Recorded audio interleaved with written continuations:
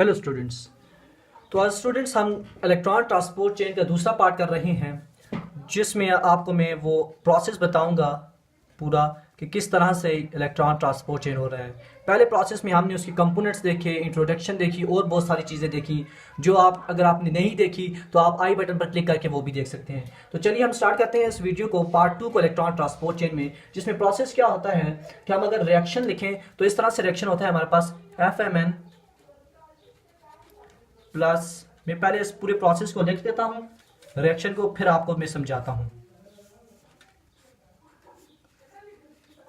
क्योंकि फिर आपको वैसे समझ नहीं आएगी। तो इसलिए मैं पहले इसको लिख लेता हूं और फिर आपको समझाता हूं।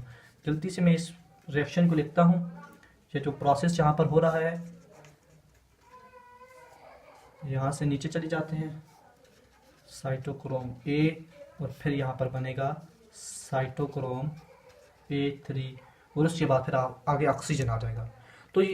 तो स्टूडेंट्स, ये हमारे पास पूरा रिएक्शन है और इस रिएक्शन में क्या हो रहा है कि मैंने आपको बताया था ये जितने भी कंपोनेंट्स हैं ये कॉम्प्लेक्सेस की फॉर्म में पाए जाते हैं। तो ये जो FMN और आयरन सल्फाइड है ये मिलकर पहला कॉम्प्लेक्स बनाते हैं जिसको हम कॉम्प्लेक्स 1 कहते हैं, या जिसका मैंने आपको मखसूस नाम भी बताया था कि NADH डिहाइड्रोजिनाइज कॉम्प्लेक्स 1।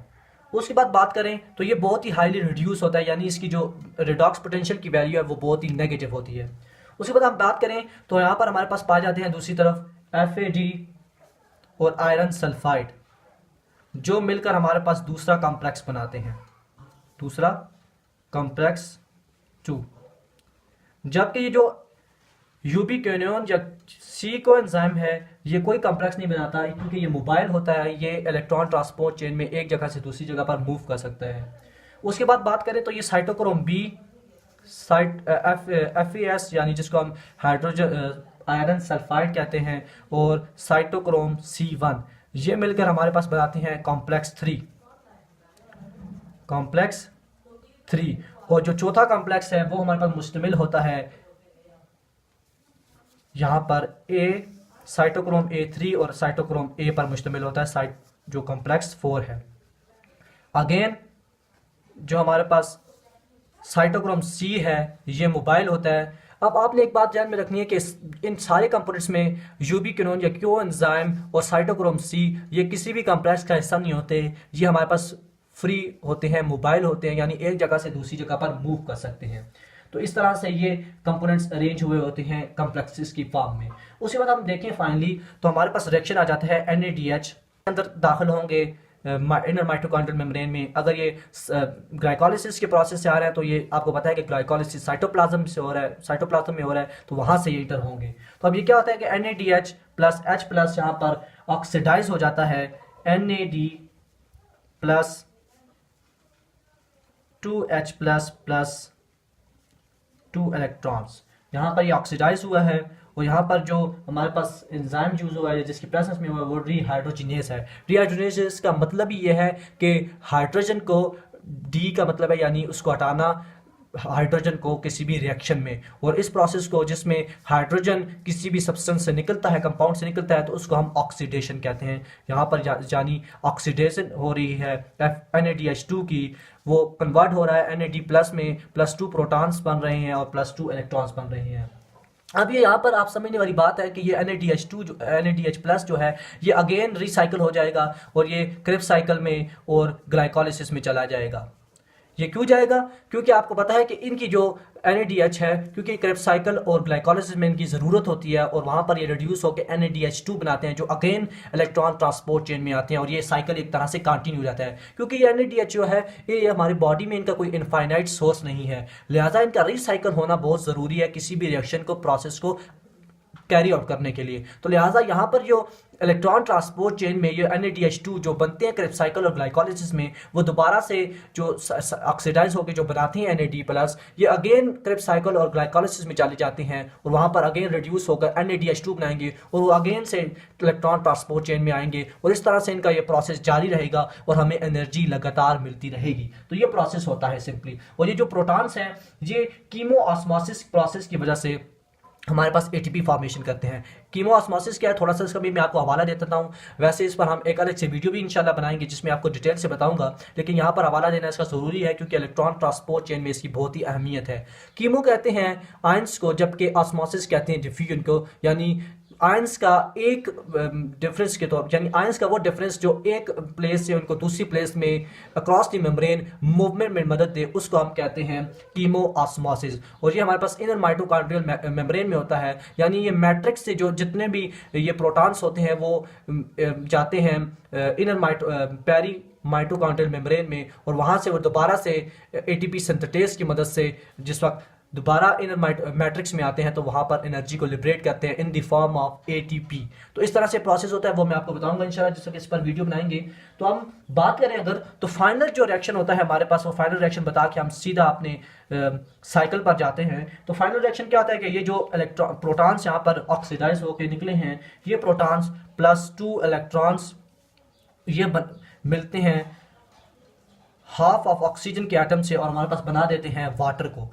और ये आखिर में जो टर्मिनल प्रोसेस होता है वो हमारे पास ये होता है कि वाटर बन जाता है इन द प्रेजेंस ऑफ, कि कैसे बनता है कि ऑक्सीजन जो है वो इलेक्ट्रॉन्स के पास साथ और प्रोटॉन्स के साथ मिलकर हमारे पास वाटर बना देती है। वो ये किस जगह पर होता है, ये यहाँ पर हमारे पास टर्मिनल प्रोसेस होता है। और सबसे आखिर में जो हमारे पास कंपोनेंट पाया जाता है इलेक्ट्रॉन ट्रांसपोर्ट चेन का, साइटोक्रोम।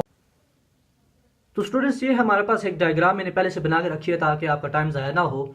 तो इसमें आप देख सकते हैं कि ये हमारे पास ये इनर माइटोकॉन्ड्रियल मेम्ब्रेन है जिसको हम आई साइट भी कहते हैं। ये हमारे पास सी साइट है जिसको हम पेरी माइटोकॉन्ड्रियल स्पेस कहते हैं, यानी जो मैट्रिक्स और इनर माइटोकॉन्ड्रियल मेम्ब्रेन के दरमियान जो स्पेस पाई जाती है उसको हम पेरी माइटोकॉन्ड्रियल स्पेस कहते हैं। उसको मैंने सी साइट्स का नाम दिया है यहाँ पर। ये मैट्रिक्स है हमारे पास, और ये अगेन जो रिएक्शन कैरी आउट कर रहे हैं हम यहाँ पर, और इसकी डायग्राम यहाँ पर मैंने बनाई है। अब ये कैसे प्रोसेस हो रहा है आप देख सकते हैं कि कंपोनेंट हमारे पास आया, पहला कंपोनेंट जिसकी रिडॉक्स पोटेंशियल जो है वो बहुत ही ज्यादा है, जो है हमारे पास FMN, जिसको हम फेलाविन कहते हैं, या इसकी पूरी अगर मैं आपको फॉर्म बताऊं तो ये होती है हमारे पास फेलाविन डीहाइड्रोजिनेज या फेलाविन मोनोन्यूक्लियोटाइड होता है हमारे पास, इसका पूरी फॉर्म है।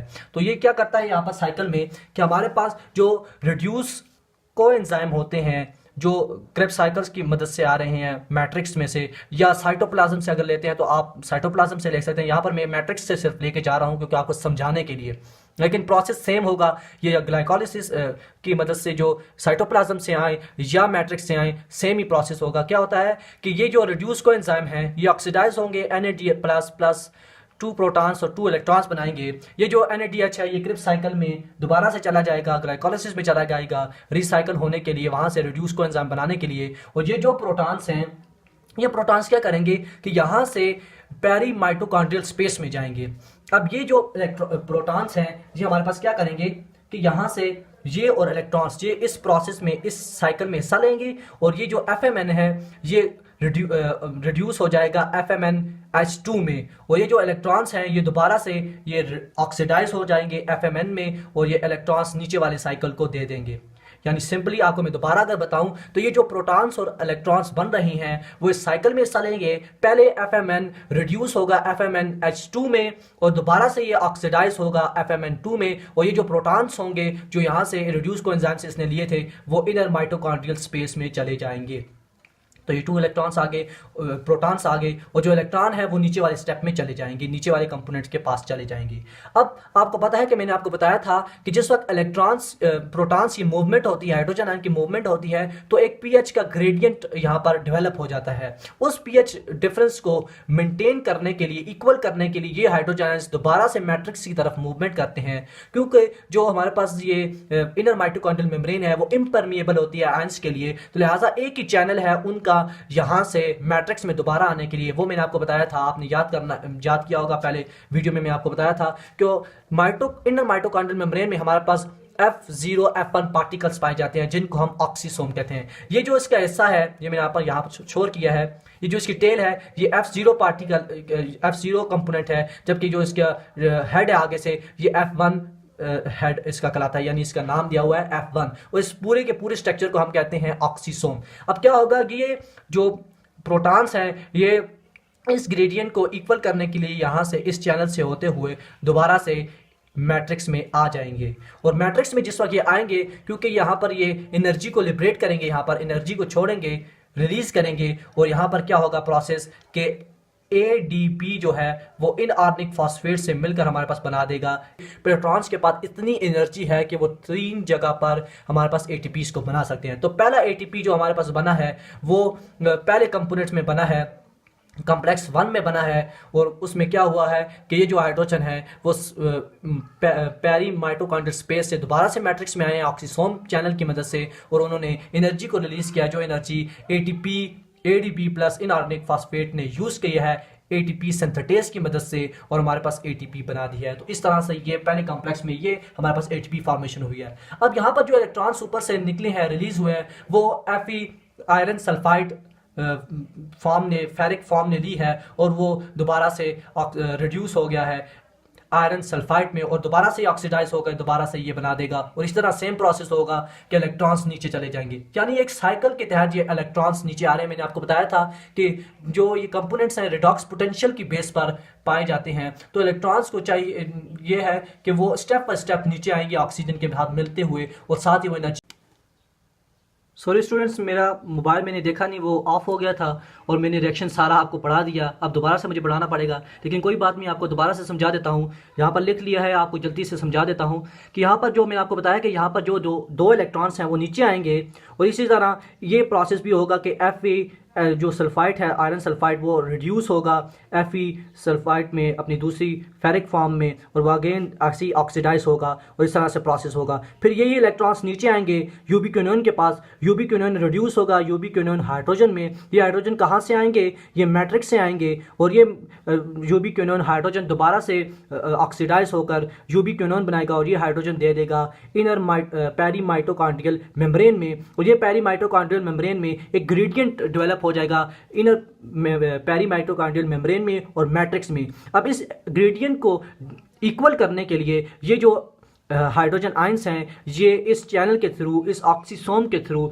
ये दोबारा से मैट्रिक्स में आ जाएंगे। जिस वक्त मैट्रिक्स में आएंगे तो ये एनर्जी को रिलीज करेंगे, वो एनर्जी एटीपी यूज करते हुए एडीबी प्लस इनऑर्गेनिक फॉस्फेट को आपस में मिलाएगा और एटीपी बन जाएगा। तो ये दूसरी एटीपी हमारे पास बन रही है यहाँ पर। अब ये जो इलेक्ट्रॉन्स हैं ये दोबारा से नीचे इन प्रोसेस में आएंगे, दोनों में सेम ऐसी प्रोसेस होंगे, पहले रिड्यूस होंगे फिर ऑक्सीडाइज होंगे, और फिर इस तरह से प्रोसेस कैरी आउट रहेगा। अब यहाँ पर अगले स्टेप में भी देखें हम, तो ये जो इलेक्ट्रॉन्स यहाँ पर इसने रिलीज की हैं ऑक्सीडाइज होकर, तो यहाँ इलेक्ट्रॉन्स इसने यूबिक्विनोन ने अगेन लिए हैं, वो अगेन मैट्रिक्स से हाइड्रोजन आयंस लेगा, यूबिक्विनोन हाइड्रोजन में कन्वर्ट हो जाएगा, फिर ऑक्सीडाइज होगा, इसी तरह फिर हाइड्रोजन को रिलीज करेगा मैट्रिक्स इनर माइटोकॉन्ड्रियल या पेरी माइटोकॉन्ड्रियल मेम्ब्रेन में, और इसी तरह से ये फिर अगेन इस चैनल के थ्रू जहाँ पर आएंगे मैट्रिक्स में एनर्जी को रिलीज करेंगे, फिर एटीपी बनेगा। यानी आपने सिंपल समझना है कि क्या हो रहा है सिंपली कि मैट्रिक्स से जो NADH2 जो रिड्यूस हो ऑक्सीडाइज हो रहे हैं वो इलेक्ट्रॉन्स और प्रोटॉन्स को रिलीज कर रहे हैं, वो इलेक्ट्रॉन्स और प्रोटॉन्स इन कंपोनेंट्स में जाएंगे, वो पहले रिड्यूस होंगे फिर ऑक्सीडाइज होंगे, जो हाइड्रोजन होंगे वो पेरी माइटोकॉन्ड्रियल मेम्ब्रेन में जाएगी, वो इस चैनल के थ्रू फिर दोबारा इधर आएगी और एनर्जी को रिलीज करेगा। सिंपल प्रोसेस है कि यहाँ पर इन जो हाइड्रोजन आयन है वो ग्रेडियंट डेवलप करेंगे और इन चैनल्स के थ्रू यहाँ पर मैट्रिक्स में आएंगे तो एनर्जी को रिलीज। तो स्टूडेंट्स इसी तरह से ये इलेक्ट्रॉन्स यहाँ से नीचे आएंगे, इसी तहत ये यहाँ पर एक और एटीपी बनाएंगे जो मैं आपको पहले बता चुका हूँ। तो ये इस तरह से सारे स्टेप्स से होते हुए, इन सारे कंपोनेंट्स से होते हुए आखिरी टर्मिनल प्रोसेस में जाएंगे। आखिरी टर्मिनल प्रोसेस में क्या होता है कि हाफ ऑक्सीजन का मॉलिक्यूल +2 इलेक्ट्रॉन्स जो ऊपर से नीचे साइकिल्स में आ रहे हैं इनके साथ मिलेंगे, और दो प्रोटॉन वो जो पेरी माइटोकॉन्ड्रियल स्पेस से इस चैनल पेरी ऑक्सीसोम्स के तहत मैट्रिक्स में दोबारा आए थे और उन्होंने एनर्जी रिलीज करके एटीपी बनाई थी, वो प्रोटॉन्स यहाँ पर इसके साथ ऐड होंगे और ये सारे कंपोनेंट्स मिलकर हमारे पास वाटर बना देंगे। और ये जो प्रोसेस कहलाता है वो टर्मिनल प्रोसेस कहलाता है या एंड रिएक्शन कहलाता है, यानी एंड पर ये प्रोसेस होता है। अब आपने एक बात गौर ध्यान में रखनी है कि ये जो ऑक्सीजन है क्रेब्स साइकिल की तरह, क्योंकि क्रेब्स साइकिल भी आपको पता है, मैंने आपको बताया था वीडियो में कि वो ऑक्सीजन की प्रेजेंस में होता है, लेकिन पूरे क्रेब्स साइकिल में कहीं भी ये ऑक्सीजन यूज़ नहीं होता। सेम इसी केस में यहाँ भी है कि यहाँ पर भी ऑक्सीजन सिर्फ टर्मिनल प्रोसेस में आखिर में यूज़ होता है। इसके बाद अगर हम देखें, अगर इस पूरी कहानी जो हमने की है इस पूरे वीडियोस में 2 में, अगर हम इसका नतीजा निकालें तो वो ये निकल सकता है कि ये जो NADH2 कोएंजाइम्स हैं ये क्या करते हैं कि यहाँ पर सबसे पहले ऑक्सीडाइज होते हैं, हाइड्रोजन आयंस और 2 इलेक्ट्रॉन्स बनाते हैं। ये इलेक्ट्रॉन्स प्रोसेस में हिस्सा लेते हैं इनर माइटोकॉन्ड्रियल मेम्ब्रेन में, और ये कंपोनेंट्स में पहले रिड्यूस करते हैं, उन कंपोनेंट्स को फिर ऑक्सीडाइज करते हैं और फिर पेरी माइटोकॉन्ड्रियल स्पेस में जाते हैं, फिर इस चैनल के थ्रू इधर मैट्रिक्स में दोबारा आते हैं, एनर्जी को रिलीज करते हैं, एटीपीज बनाते हैं। वो ये अगर हम कोएंजाइम NADH2 ले तो ये 3 जगह पर एनर्जी को बनाते हैं, जो मैंने यहाँ पर जो शो की है, एक यहाँ पर, एक यहाँ पर और एक यहाँ पर। तो लिहाजा इस तरह से NADH2 कोएंजाइम जो है वो हमारे पास 3 जगहों पर ATPs को प्रोड्यूस करते हैं। अगर इसी सेम केस पर हम जाएं FADH2 को लें तो FADH2 में क्या होगा कि यहाँ पर वो यूबिक्विनोन वाले स्टेप में दाखिल होगा, ये ऊपर वाला स्टेप वो छोड़ेगा। क्यों छोड़ेगा? मैंने आपको बताया था कि उसका अपना एक रिडॉक्स पोटेंशियल है, जिस बेसिस पर वो रिडॉक्स पोटेंशियल जिस कंपोनेंट के साथ मैच करेगा उसी के तहत वो उसके साथ यूज होगा और रिएक्शन को कैरी आउट करेगा। तो लिहाजा इसके जो रिडॉक्स पोटेंशियल है वो यूबिक्विनोन से मिलता है, तो लिहाजा यहाँ से ये जिस वक्त ऑक्सीडाइज होगा, हाइड्रोजन आयंस और इलेक्ट्रॉन्स बनाएगा, ये इस प्रोसेस में हिस्सा लेंगे, यूबिक्विनोन रिड्यूस होगा, फिर ऑक्सीडाइज होगा। सेम वैसे ही केस सारे प्रोसेस होंगे, इस चैनल के थ्रू दोबारा इधर आएंगे, ATP बनेगी। इस तरह ये सारा प्रोसेस होगा और ये हमारे पास रिएक्शन कैरी आउट होगा। और यहाँ पर जिस वक्त आगे जाके इस जगह पर फिर ATP बनेगी और ये सारा प्रोसेस होगा, इलेक्ट्रॉन से आई ऐसे ही मूव करेंगे। सिर्फ एक डिफरेंस ये है FADH2 और NADH2 की ऑक्सीडेशन में कि NADH2 में 3 जगह पर ATP बनती है, जबकि FADH में 2 जगह पर ATP बनती है, और सारा प्रोसेस सेम का सेम रहता है। ऐसे ही कंपोनेंट्स के थ्रू इलेक्ट्रॉन्स नीचे मूव करते रहते हैं, हाइड्रोजन आयंस मैट्रिक्स से पेरी माइटोकॉन्ड्रियल मेम्ब्रेन में, फिर इन चैनल्स के थ्रू दोबारा इधर, और फिर ATP बनाते हैं ATP सिंथेटेज की मदद से। तो ये होल प्रोसेस था इलेक्ट्रॉन ट्रांसपोर्ट चेन का, किस तरह से कैरी आउट होता है। मुझे उम्मीद है कि आपको ये समझ आया होगा। अगर आपको समझ नहीं आया तो आप वीडियो को रिवाइंड करके दोबारा देख लें, सारा अच्छी तरह से समझ लें। और आपने सिर्फ सिंपल ये करना है कि इन कंपोनेंट्स को ध्यान में रखना है, और थोड़ा सा कॉन्सेप्ट यहाँ पर यूज हो रहा है कि किस तरह से यहाँ पर ये ऑक्सीडाइज और रिड्यूस कर रहे हैं। तो ये प्रोसेस होता है सारा। तो मुझे उम्मीद है कि आपको ये वीडियो अच्छी लगेगी। अगर आपको ये वीडियो अच्छी लगी तो इसको लाइक कीजिए, थम्स अप।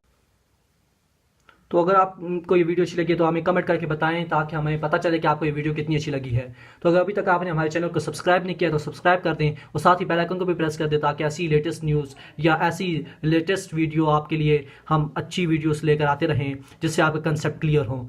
तो इसको अगर आपको अच्छी लगे तो इसको अपने फ्रेंड्स में, व्हाट्सएप ग्रुप में, फेसबुक पर भी शेयर करें, ताकि ज़्यादा से ज़्यादा लोग इस वीडियो को देखें और उससे वे नॉलेज हासिल करें और अपने कंसेप्ट को क्लियर करें। इंशाल्लाह अगली वीडियो में मुलाकात होगी। अगली वीडियो के लिए इजाज़त दीजिए। अल्लाह ने के बाद।